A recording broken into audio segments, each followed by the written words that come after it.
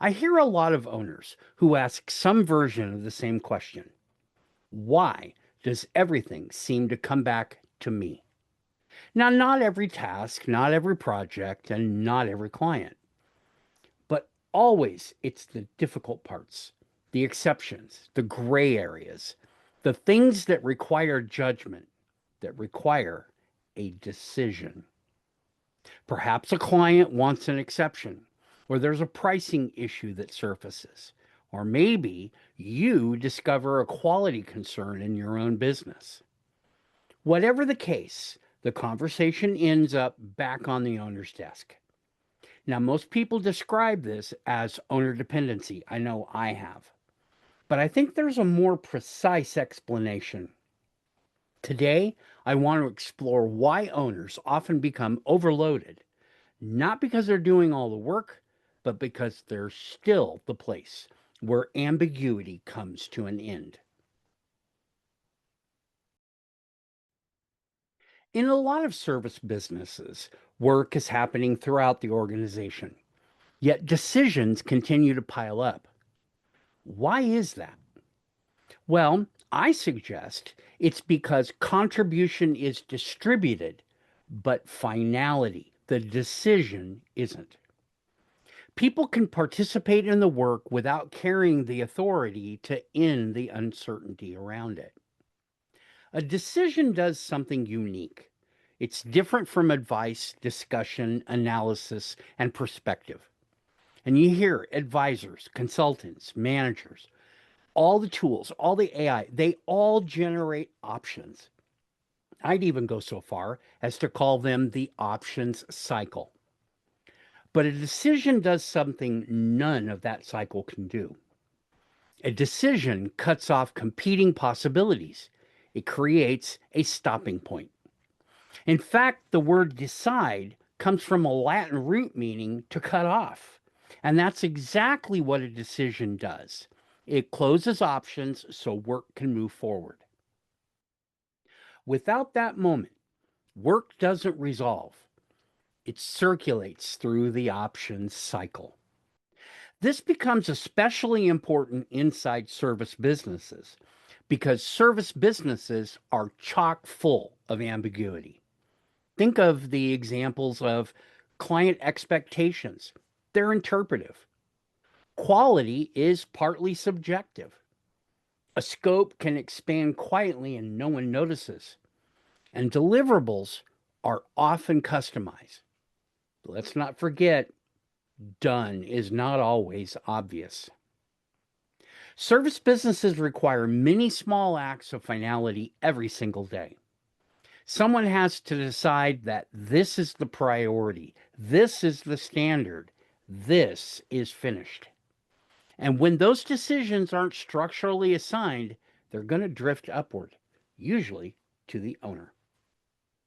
Now, the hidden cost of this is that work begins creating loops. Sure, the organization stays busy, people remain active, the conversations continue, meetings happen, but nothing really gets done. Nothing really ends. It's the operational equivalent of an open circuit. Energy keeps moving, but nothing ever closes to stop it.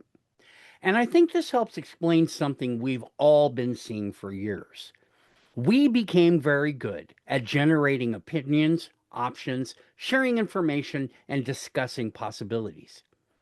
But what we didn't become equally good at is creating decision closure. The modern service business doesn't necessarily lack intelligence, effort, and certainly not information. More often, it lacks finality. We're all drowning in information, but never the context to generate action. And without that context, ambiguity gets forwarded so that the appearance of work can move forward.